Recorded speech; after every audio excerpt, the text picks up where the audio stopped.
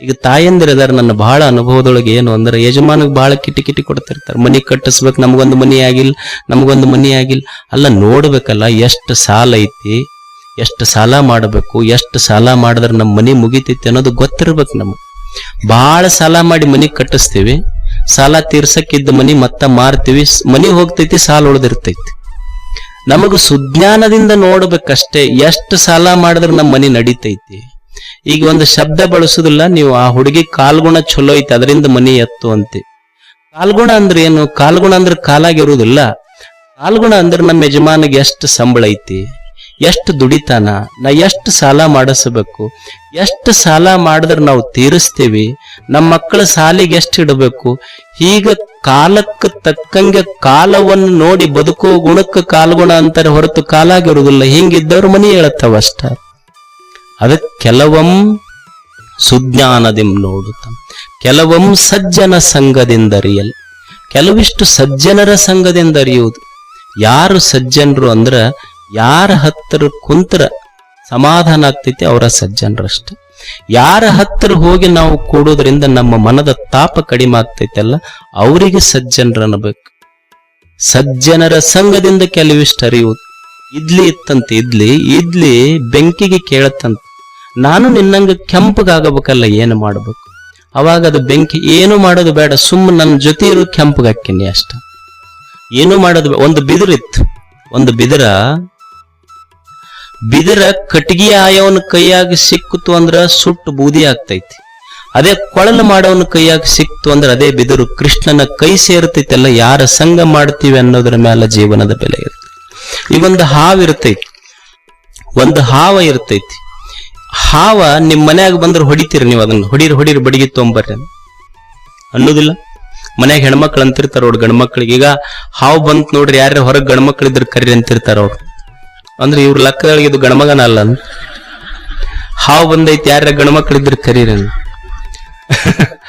ಅಂದ್ರ ಹಾವು ನಮ್ಮ ಮನ್ಯಾಗ ಬಂದ್ರ ಹಾವು ಹೊಡಿತೀವಿ. ಅದೇ ಹಾವು ಒಂದು ಈಶ್ವರನ ಗುಡಿಯಾಗ ಹೋಗಿ ಈಶ್ವರನ ಸುತ್ತಕೊಂಡು ಕುಂತು ಅಂದ್ರ ಕೈ ಮುಗಿತೀವಿ.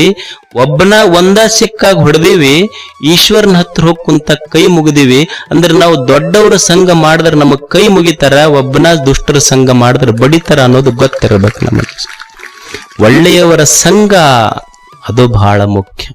ಸುಮ್ಮನ ಕೂಡುದು ಸಂತರ ಸಂಘ, ಸುಮ್ಮನ ಕೂಡುದಷ್ಟೇ ಅವ್ರ. ಈಗ ನೀವೆಲ್ಲ ಕುಂತಿರಿಲ್ಲ, ಸುಮ್ಮ ಕುಂದ್ರುದಷ್ಟೇ. ಒಮ್ಮೆ ಒಂದು ಘಟನಾ ನಡೀತು ಬುದ್ಧನ ಕಾಲಕ್ಕೆ. ಆಮ್ರಪಾಲಿ ಅಂತ ಹೇಳಿ ಒಬ್ಬ ವೇಶ್ಯೆ ಇದ್ಲು, ನರ್ತಕಿ. ಆಕೆ ಬುದ್ಧನ ಹತ್ರ ಬರ್ತಾಳ.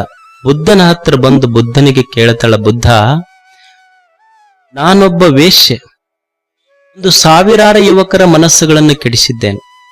1,000 ಮನೆಯ ದೀಪಗಳು ಮುತ್ತೈದಿತನ ನನ್ನಿಂದಾರ್ಯಾವ. 1,000 ಮನೆಯ ಸಂಪತ್ತನ್ನು ದೋಚಿದ ಪಾಪಿ ನಾನು. ಇಂದು ನನಗನಸಕತ್ತೈತಿ ಪವಿತ್ರ ಆಗಬೇಕಂತ ಅನಸಕತ್ತೈತಿ. ಪವಿತ್ರ ಆಗಬೇಕಾದ್ರೆ ಏನು ಮಾಡಬೇಕು? ಬುದ್ಧ ಅಂತನ ಏನೋ ಮಾಡೋದು ಬೇಡ, ಇಲ್ಲಿ ಸಾಯಂಕಾಲ ಸ್ವಲ್ಪ ಸತ್ಸಂಗ ನಡೀತೈತೆಲ್ಲ, ಸುಮ್ಮ ಕೂಡಿಲ್ಲ ಬಂದು, ನೀ ಏನೋ ಮಾಡೋದು ಬೇಡ, ಸುಮ್ಮ ಕುಂದ್ರಿಲ್ಲ. ಬುದ್ಧ ಅಂತನಲ್ಲ, ಆ ನರ್ತಕಿ ಆಮ್ರಪಾಲಿ ಅಂತಳ, ನಾ ಹೇಳಿದ್ದರ ಕೇಳ್ತಾನೆ ನಿನಗ. ನಾನು 1,000 ಮನೆಗಳ ದೀಪಗಳನ್ನ ಆರಿಸಿದಾಕಿ, 1,000 ಯುವಕರ ಮನಸ್ಸುಗಳನ್ನು ಕೆಡಿಸಿದಾಕಿ, ಅಷ್ಟು ಪಾಪಿ ಇದೀನಿ ನಾನು. ಅಂಥ ಪಾಪಿ ನಾನು ಬಂದು ಸುಮ್ಮನ ಕುಂತ್ರ ಪಾಪ ಹೋಗ್ತೈತಿ ಅಂತೀಯಲ್ಲ, ಸುಮ್ಮನ ಸತ್ಸಂಗದೊಳಗೆ ಕುಂತ್ರೆ ಹೆಂಗ ಪಾಪ ಹೋಗ್ತೈತಿ ಹೇಳಿ. ಅವಾಗ ಬುದ್ಧ ಅಂತ ನೋಡು, ಇಲ್ಲೊಂದು ಸರೋವರ ಐತಿ, ಒಂದು ಕೆರೆ ಐತಿ. ಆ ಕೆರೆಯ ನೀರೆಲ್ಲ ಗೊಡಗಾಗೈತದ. ಆ ನೀರಿನ ಗೊಡಗು ಹೋಗಬೇಕಾಗಿತ್ತು ಅಂದ್ರ ನೀ ಏನಾರ ಮಾಡಾಕ್ ಹೋದ್ರ ಮತ್ತೆಷ್ಟು ಗೊಡಗಾಗ್ತೈತದ. ನೀರು ರಾಡಿ ಆಗೈತಲ್ಲ, ತಿಳಿ ಮಾಡಾಕ್ ಏನ್ ಮಾಡ್ಬೇಕಂದ್ರ ನೀ ಏನಾರ ಮಾಡಾಕ್ ಹೋದ್ರ ಕೆರೆ ನೀರು ತಿಳಿ ಆಗೋದಿಲ್ಲ. ಆ ಕೆರೆ ಸರೋವರದ ಮುಂದ್ರ ಸುಮ್ಮ ಕುಳಿತರ ಸಾಕು, ನೀರು ತಿಳಿ ಆಗ್ತೈತಿ. ಹೆಂಗ ಸರೋವರದ ಮುಂದೆ ಕುಂತರ ಸರೋವರದ ನೀರು ತಿಳಿ ಆಗ್ತೈತಿ, ಸತ್ಸಂಗದೊಳಗ ಸುಮ್ಮನ ಕುಂತರ ಮನಸ್ಸು ತಿಳಿ ಆಗ್ತೈತಿ. ಸುಮ್ಮ ಕೂಡುವುದು ಕಲಿಯುವುದು ಮನುಷ್ಯ. ಸುಮ್ಮ ಕುಂದ್ರುದಷ್ಟೇ. ನೀವು ಅನ್ನೋದೆಲ್ಲ ಹಳ್ಳಿ ಭಾಷೆಯೊಳಗೆ ಏನಂದ್ರಿ, ಮಕ್ಕಳು ಬಹಳ ಗದ್ಲ, ಸುಮ್ಮ ಕೂಡು ದೇವ್ರು ಕುಂತಂಗ ಅನ್ನೋದಿಲ್ಲ. ಸುಮ್ಮ ಕೂಡು ದೇವ್ರು ಕುಂತಂಗ ಅಂದ್ರ ಯಾರು ಸುಮ್ಮ ಕೂಡ್ತಾರ ಅವ್ರು ದೇವ್ರಾಗ್ತಾರ ಅಂತಷ್ಟ. ಅದಕ್ಕೆ ಸತ್ಸಂಗದೊಳಗ ಸುಮ್ಮನ ಕೂಡುವುದಷ್ಟೇ. ಬಸವಣ್ಣ ಒಂದು ಸುಂದರ ಉಪಮೆ ಕೊಡ್ತಾನೆ. ಕುದುರ ನೇಸ ತೊಳೆದೆಡೆಯು ಕೆಸರು ಮಾಬುದೆ, ಎನ್ನ ಕಾಯದಲುಳ್ಳ ಅವಗುಣಗಳ ಕಳೆದು ಕೃಪೆ ಮಾಡಯ್ಯ, ಕಂಬಳಿಯಲ್ಲಿ ಕಣಕವ ನಾದಿದಂತೆ ಕಾಣಿರೇ ಎನ್ನ ಮನ, ಕೂಡಲ ಸಂಗಮ ದೇವಾ ನಿಮಗೆ ಶರಣೆಂದು ಶುದ್ಧನಾದೆನಯ್ಯ. ಈ ಮನಸ್ಸು ಏನೈತಲ್ಲ, ಎಷ್ಟು ಪ್ರವಚನ ಕೇಳಿವ್ರಿ, ಎಷ್ಟು ಧ್ಯಾನ ಮಾಡಿವ್ರಿ, ಎಲ್ಲಾ ಮಾಡಿವ್ರಿ, ಆದ್ರೂ ಹೋಗ್ತೈತಲ್ಲ ಇದು ಅಂದ್ರೆ ಹೋಗೋದಾದ್ರ ಗುಣಧರ್ಮ ಅದು. ಇದು ಹೆಂಗ ಅಂದ್ರ ಕೆಸರಿನ ಗಾಡಿ, ಮಣ್ಣಿನ ಗಾಡಿ ಇರ್ತೈತಲ್ಲ, ಬಸವಣ್ಣ ಇಷ್ಟು ಸುಂದರ ಉಪಮೆ ಕೊಡ್ತಾನ. ಮನಸ್ಸು ಹೆಂಗಂದ್ರ ಮಣ್ಣಿನ ಗಾಡಿ ತೊಳೆದಂಗಂತ. ನಾವೇನಂತೀವಿ, ಎಷ್ಟು ತೊಳಿತೀವ್ರಿ, ಕೆಸರ ಹೋಗುವಲ್ದಂದ್ರ ಅದು ಇರದ ಮಣ್ಣಿನ ಗಾಡಿ ಐತಿ, ತೊಳೆದಷ್ಟು ಕೆಸರ ಬರುವುದು. ಹಂಗ ಮನುಷ್ಯನ ಮನಸ್ಸು ಅಂದ್ರೆ ಒಂದು ಕೆಸರಿನ ಗಾಡಿ ಇದ್ದಂಗ ಅಷ್ಟೇ. ಇದು ಬರುದ, ಇದಕ್ಕೊಂದೇ ಉಪಾಯ ಅಂದ್ರ ಕೂಡಲ ಸಂಗನಿಗೆ ಶರಣೆನ್ನುವುದು. ಕೂಡಲ ಸಂಗಮ ದೇವನಿಗೆ ಶರಣೆಂದವರಿಗೆ ಶರಣೆನ್ನುವುದಷ್ಟೇ. ಅಂಥ ಶರಣರ ಸತ್ಸಂಗದಲ್ಲಿ ಸುಮ್ಮನೆ ಕೂಡುವುದೈತಲ್ಲ, ಅದು ಜ್ಞಾನ.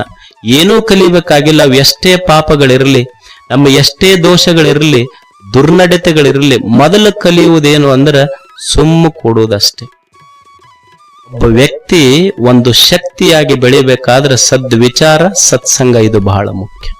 ಒಬ್ಬ ವ್ಯಕ್ತಿ ಒಂದು ಶಕ್ತಿಯಾಗಿ ಬೆಳೆದು ನಿಲ್ಲಬೇಕು, ಸುಮ್ಮನೆ ರೇಷನ್ ಕಾರ್ಡಿಗೆ ಮೂಲಾಗಿ ಹುಟ್ಟಬಾರದು. ಒಬ್ಬ ವ್ಯಕ್ತಿ ಒಂದು ಶಕ್ತಿಯಾಗಿ ಬೆಳಿಬೇಕಾದ್ರ ಅವನಿಗೆ ಸದ್ವಿಚಾರ, ಸತ್ಸಂಗ ಬರ್ಬೇಕು.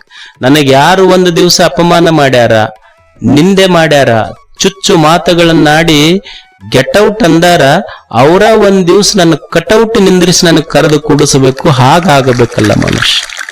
ಅದು ಒಬ್ಬ ವ್ಯಕ್ತಿ ಶಕ್ತಿಯಾಗಿ ಬೆಳೆಯುವ ಕಲಾ. ಇದು ಎಲ್ಲಿ ಸಿಗತೈತಿ ಅಂದ್ರೆ ಸತ್ಸಂಗದಲ್ಲಿ ಸುಮ್ಮನೆ ಕೂಡುವುದಷ್ಟೆ. ಇದು ಸತ್ಸಂಗದ ಫಲ.